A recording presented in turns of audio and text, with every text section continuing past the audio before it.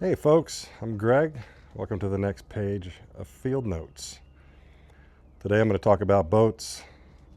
Last week I know I talked about boats versus RVs and how my little RV actually seems to get me more access to fishing, fly fishing spots, and places where I like to go than my boat. But also I do have some boats. I have this one, which I'm going to talk about a little today.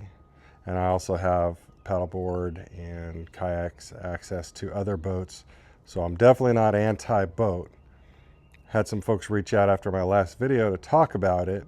And I think my summary message to them was, if you want access and you want to catch fish and you want to fish, think about, instead of spending a bunch of money on a boat, run your numbers, run your budget, and see how far that money would take you with guides all over the place. And experiences really is what you're looking for. If you like boats and you like messing with boats and you like driving boats and that's part of your fishing experience, you like rowing, which is awesome, get a boat. You're not going to replace it necessarily with a guide, and guides also come with other issues, scheduling and that kind of thing, and a boat does give you freedom to do that. So I do have boats. This boat here was not my first boat, but it was the last boat that I bought or haven't bought a boat since, I should say. And I built this one with my own two hands, and it was about 24 years ago now. Oh geez. Anyway, I built it because my first child was coming, and I had a center console Lumacraft boat at the time. And at the time I was really kind of doing some conventional fishing and fly fishing, probably more conventional fishing actually, but I liked that Lumacraft. I could take it down to the coast. I could take it to lakes. It was a really versatile boat.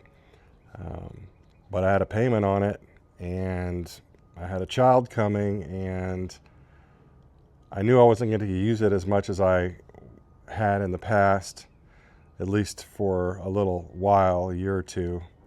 So I sold it, and we were hunkering down on our budget.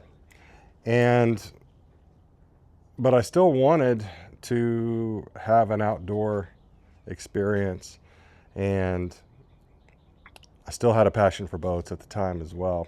So what I did was I downloaded some plans. This was back in the olden days of the internet. I don't even know if I downloaded them. I might have just mail ordered them, but it was for like a P-row or Skiff, and I started with that. And in the evenings between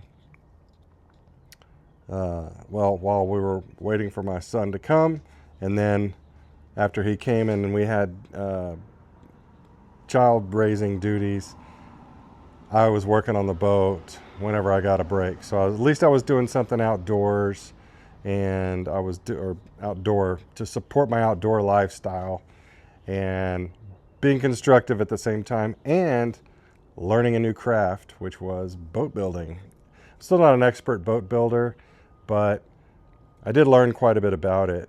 And the cool thing about building a boat is you can build it however you want. And this thing has changed over the years, and I'll do a quick tour of it after I chit-chat here for a minute. It has changed over the years since I've become more of a fly fisherman, and I exclusively fly fish now. Unless I'm going for a meat haul for redfish down on the coast because I'm hungry. That's rare, but it is, hey, it's fun. We'll do it on occasion. But this boat, I've slowly modified it to more of a fly fishing supported platform. And again, I'll go over it here in a minute. But that's the history of my boat. And I just added a few things to it, which I'll talk about. But consider doing something like that if you have some downtime, or you have maybe over the winter.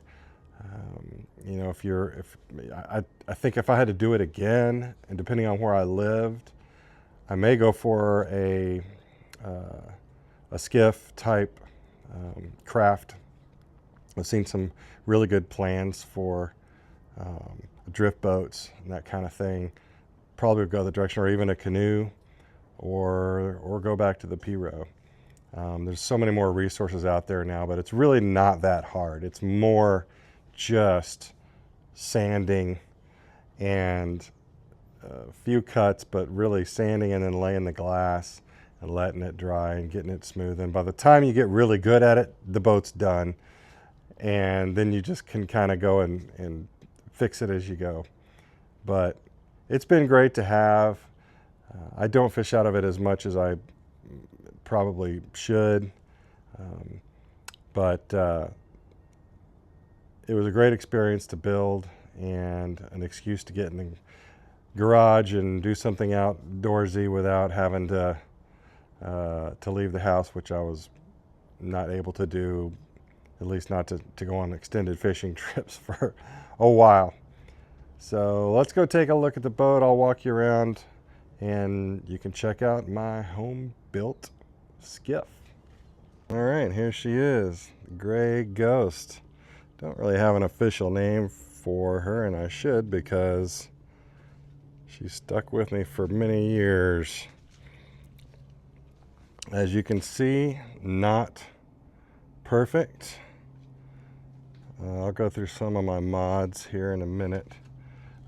Basically built up from scarf joints on the bottom, and then you add the runners, and then essentially the construction is just building the wood, connecting the wood components with screws and glue, backing the screws out and filling the holes after the glue sets, and then applying the fiberglass strips and epoxy resin on top of that. So that's the basic process. So she's held up for many, many years.